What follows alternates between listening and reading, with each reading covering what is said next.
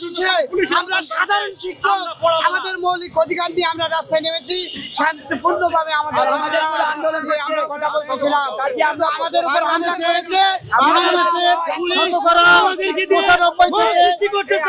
Police চাচ্ছে আমরা অরাজকতা করি।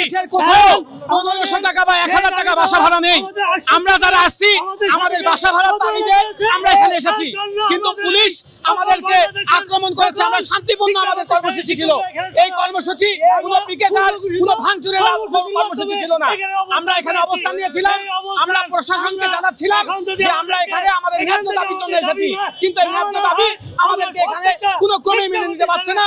এটা আমাদেরকে পুলিশ প্রশাসন আমাদেরকে উঠিয়ে দিয়েছে, জল কামান দিয়েছে, আক্রমণ করেছে। এটা লজ্জাজনক, এটা তীব্র প্রতিবাদ জানাচ্ছি। 500 টাকা মেডিকেল ভাতা, 1000 টাকা বাড়ি ভাড়া, এই বৈষম্য মেনে নেওয়ার মতো নয়। যে সরকার যে বেতনটা দিচ্ছে 12,500 টাকা, এই 12,500 টাকা শিক্ষকদের বেতন দিয়ে তাদের সন্তানদের স্ত্রীদের ভরণ পোষণ অত্যন্ত দুর্বিষহ হয়ে দাঁড়াচ্ছে।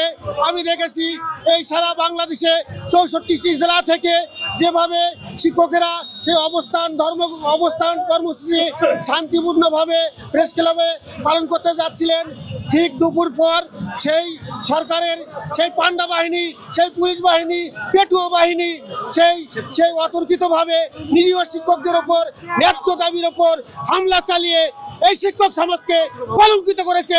প্রশাসন, আইনি প্রশাসন, পুলিশ বাহিনী বা বিভিন্ন ফোর্স বাহিনী আমাদের উপর বিভিন্ন ধরনের জল কামান বা বিভিন্ন ধরনের, আমরা কোনো ধরনের বিশৃঙ্খলা সৃষ্টি করতে চাই না। আমরা এই দেশকে, এই সরকারকে সাধুবাদ জানাই, কিন্তু আমাদের দাবিগুলি মেনে নেওয়া হোক, আমরা আমাদের ক্লাসরুমে ফিরে যাই। না হলে আমাদের অবস্থান কর্মসূচি চলমান থাকবে ইনশাআল্লাহ।